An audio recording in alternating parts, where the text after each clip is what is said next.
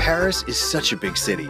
In fact, it's the 9th largest in Europe, with almost 2.5 million people, not counting tourists like me. So it's no wonder there are so many great flea markets. Last week, I visited Vanves and the traveling Spam Market.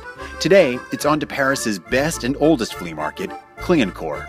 I find it hard to stay in bed on a Sunday morning in Paris because I know what's going on right here. I'm at the world-famous Clignancourt Flea Market, and there are hundreds and hundreds of dealers. They're just setting up. In fact, I arrived before most of them. I'm going to get inside and see what I can find. One of the reasons why I love the French is that they create beauty in everyday objects. Look at these coffee pots. How could your morning coffee be ordinary in a beautiful coffee pot like this? I'm standing here in front of the famous Chez Louisette restaurant, where the owner actually sings Edith Piaf every day at lunchtime. Non, rien de rien. Non, je ne regrette rien. As I always say, talking with dealers can help you learn about history and the history of a flea market. I bought a fantastic photo from Louis de Boulogne-Fournier and also got to bend his ear. As I was telling you, this market is the very first one that gave origin to the whole flea market in Paris. You have at least 9 or 10 different markets, but Marché Vernesson is the very first one. Which dates back to the turn of the century? Yes, 19th century. Yes. 19th century, yes. And it still is the most Parisian market, where you can get even people who forget flea market, who don't buy anymore. When they come back, they always begin with this specific market.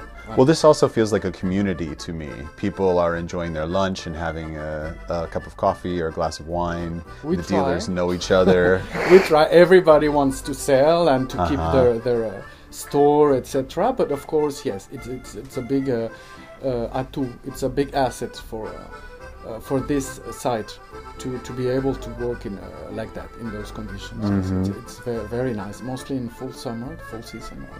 And did you start off by shopping this market and then becoming a dealer here? Exactly. Yeah, that's usually how it happens. Voilà. Yeah. That's the way. It's very simple. That's the way it happened.